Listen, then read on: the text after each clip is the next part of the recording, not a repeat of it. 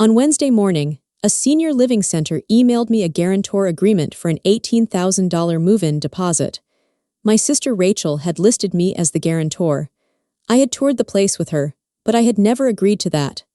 I replied that I would not sign. Rachel called while I was still reading it and said Mom's room would be released Friday at noon unless somebody guaranteed the deposit. Rachel did not even say hello. "What did you send, Willow Crest?" I told her exactly what I had sent.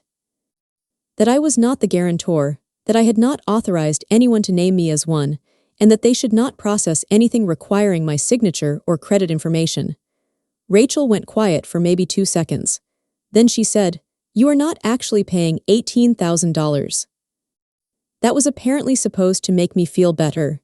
She explained that Mom's condo would eventually be sold, the money would cover the deposit, and Willow Crest was only asking for somebody to guarantee the payment in the meantime. "So you sign it," I said. "I can't." "Why?" Another pause. Rachel and her husband had refinanced their house recently, and she did not want another obligation attached to her name while they were applying for something else. She said it quickly, almost like that part was irrelevant. I asked, "Then why would you put it on mine?" "Because yours is clean." That sentence bothered me more than I expected, not because she was wrong. My credit was good. I had a steady job. I was probably the easiest one of the three of us to put on the application. Rachel said it like that settled the question. I told her again that I was not signing. She said, "Can you not decide this while you're angry?" "I'm not angry enough to sign an $18,000 guarantee." That was sharper than I meant it to be. She hung up. About 5 minutes later, my brother Matt texted me, "Can we please not blow up Mom's move over paperwork?" I stared at that for a while before answering. Mom had been in rehabilitation for almost 3 weeks after a fall in her kitchen. She had not broken a hip, which was what all of us had feared at first, but going home alone was no longer a good plan. She needed help with medication, meals, and getting around on bad days. That part was not disputed. The three of us had agreed she needed assisted living, and I had agreed to help find it. That distinction had suddenly become very important. I lived closest to Mom, so I had done most of the practical work. I collected her medication list, scheduled tour, drove her to 2 of them, and kept a folder with brochures and notes because nobody else seemed to remember which place charged extra for what. Rachel lived about 2 hours away.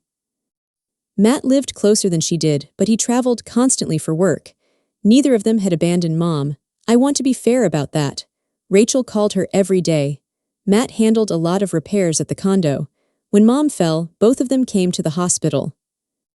The problem was that once we started looking at assisted living, Rachel became fixated on Willow Crest. It was beautiful. There was no point pretending otherwise. The lobby looked like a hotel. There was a little cafe, a salon, a library with an actual fireplace, and apartments larger than most of the other places we toured. Mom liked it too. So did I. Then we saw the paperwork. The monthly cost was high, but Mom had a pension, Social Security, savings, and eventually the proceeds from her condo. The more immediate problem was the $18,000 move-in deposit. Mom could not comfortably pull that much cash out while still carrying the condo and paying for rehabilitation. Willow Crest offered an installment option until the condo sold, but somebody had to guarantee the deposit. When that came up during the tour, Rachel had said, "We'll figure that part out." I should have asked what she meant. I did not. That was my mistake. A few days later, Rachel asked me in the family group chat if she could give Willow Crest my email because I was handling Mom's paperwork. I said yes. I meant medication forms, contact information, insurance cards, the things I had already been organizing. Apparently Rachel meant more. After her call Wednesday morning, I called Willow Crest myself. I did not accuse anybody of anything. I just told the admissions coordinator that I had received a document I was not expecting and asked what would happen if I did not sign it. She told me the room was being held until Friday at noon. The guarantee was not active because I had not signed anything. If the deposit was paid another way or another guarantor completed the paperwork, the move could continue. If neither happened, the room would go back into inventory. That was all I needed to know. I asked her to note that I was still Mom's family contact but was not accepting financial responsibility. She said she would. Then I called Matt. He answered with, "Thank God. Rachel is losing her mind." I told him what Willow Crest had said. He sighed. "Claire, the condo is going to sell. We don't know when. It's a good condo. That is not a date." He told me I was being technical. I almost laughed because I had spent the previous 3 weeks being told I was the organized one, and that everyone was grateful I was handling details. Now the detail nobody liked was that a guarantee meant somebody had to be willing to guarantee something. Matt said, "Worst case, Mom pays you back. I'm not loaning her the deposit. You probably wouldn't have to pay anything. Then you can sign." He did not answer immediately. Matt owned a small contracting company. His income was good when business was good, but it was uneven, and he hated putting personal guarantees on anything. I knew that because he had complained about it for years. Finally, he said, "I just think you're in a better position." I told him I would keep helping with Mom's move, but I was not putting my credit behind a decision the two of them had made. He said Rachel had not made the decision alone. That was true. Mom liked Willow Crest. Matt liked it. I liked it. The difference was that nobody had asked me, "Are you willing to personally guarantee the deposit?" If they had, I would have said no before anyone reserved anything. That afternoon, I visited Mom at rehab. I had not planned to tell her about the argument yet. She was already anxious about leaving the condo she had lived in for 26 years, but Rachel had called her first. Mom was sitting in the chair beside her bed with the Willow Crest brochure folded in half on her lap. She asked me, "Why are you canceling my room?" I sat down and said, "I'm not canceling it." That's what Rachel said. "I'm not signing the deposit guarantee." Mom looked confused. I explained it as simply as I could. Rachel had told Willow Crest I would guarantee the deposit while the condo was being sold. I had never agreed to do that, so I was not signing the form. Mom asked, "Does that mean I can't go there?" "Not necessarily. It means the deposit has to be handled another way." She looked down at the brochure. Then she said something that made me feel terrible even though I still knew I was right about the form. "I don't want to be the reason you three are fighting." I told her she was not.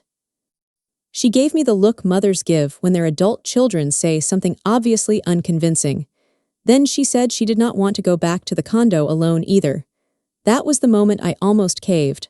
Not because Rachel convinced me, because Mom looked scared. I went home that night and opened the guarantor agreement again. I actually got as far as the page asking for my information. I sat there thinking that maybe everyone was right. The condo probably would sell. Mom probably would reimburse anything that became due. Signing would make Friday easier. It would make Rachel stop calling. It would make Matt stop acting like I was holding up the entire move. And Mom could have the apartment she liked. I nearly did it. Then I reached the signature page. The sentence above the signature was plain enough that even I did not need somebody to translate it. If Mom's deposit payments were not made, I was responsible for them. That was the deal. Everything else was prediction. I closed the document. The next morning, I called another assisted living community we had toured. It was not Willow Crest. The lobby did not have a fireplace. The apartment Mom had seen was smaller, and she had complained that the bathroom mirror made her look green. But the staff had been good with her. More importantly, the place had a payment structure Mom could manage without one of her children personally guaranteeing a large entrance deposit. I asked whether the apartment we had toured was still available. It was. They could hold it through Monday while Mom decided. I did not reserve it for her. I called Mom and told her it was available. Then I told Rachel and Matt the same thing. Rachel called almost immediately. "So now you're moving her somewhere cheaper because you don't want to help. I'm giving Mom another option." She already chose Willow Crest. Then somebody has until tomorrow at noon to handle the Willow Crest deposit. You know Matt can't. Matt can decide that for himself. And you know I can't. No, you told me you don't want to. She got angry at that. She said I was making her sound selfish when all she wanted was the best place for Mom. And I believed that part. Rachel genuinely thought Willow Crest was the best place. I also think she felt guilty about living farther away and wanted to solve that guilt by choosing the nicest possible facility. Maybe I am reading too much into that. She has never said it. What she did say was, "I thought you would help." I told her, "I am helping. I'm not guaranteeing the deposit." She said those were the same thing. That was where we left it. Friday morning, the four of us had a scheduled call with Willow Crest. Mom joined from rehab. Rachel and Matt were on from home. I was sitting at my kitchen table, with the unsigned agreement still open on my laptop. The admissions coordinator went through the remaining steps. She did not care about our family argument. She just needed to know whether the deposit requirement would be satisfied before noon. Rachel asked whether the guarantee could be split between two people. It could. Then Rachel asked Matt if he would take half. Matt asked her if she would take the other half. Neither answered for a second. The silence was uncomfortable. Rachel finally said she could not commit to that right now. Matt said he could not either. Then Mom spoke. She said, "If none of you want your name on it, I don't want Claire's name on it either." Rachel started explaining that it was different because my finances were stronger. Mom interrupted her. "I heard that part. That ended the discussion more effectively than anything I had said all week. The coordinator asked if we wanted another hour. Mom said no. She told her to release the room. Rachel left the call almost immediately afterward. Matt stayed on for another minute and asked me for the name of the other place. Mom moved there the following week. The apartment was smaller. The coffee was apparently terrible. Mom mentioned that every morning for about a month. But she liked one of the aides, started eating lunch with two women from her floor, and discovered that the courtyard got sun in the afternoon. Her condo did eventually sell, later than Rachel had predicted. By then, Mom had enough breathing room to make longer-term decisions without any of us signing personal guarantees for her. Rachel remained angry with me. She still believes I forced Mom to settle for less.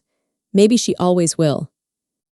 Matt mostly stopped discussing it after the move, although several months later, he admitted that he probably would not have signed the Willow Crest form either. I told him I already knew that. That did not improve the conversation. The biggest change was smaller than all the arguments. I am still the sibling who handles most of Mom's paperwork. I still take her to appointments when I can. Rachel still calls every day. Matt still fixes things when she needs them. But nobody gives a facility, lender, contractor, or anyone else my name for a financial commitment without asking me first. When Mom moved into her new place, there was a line on her paperwork for emergency contact. My name is there. A few lines below it was the section for financial responsibility. I checked it twice before I signed anything. My name is still on Mom's paperwork. Now it is exactly where I agreed to put it.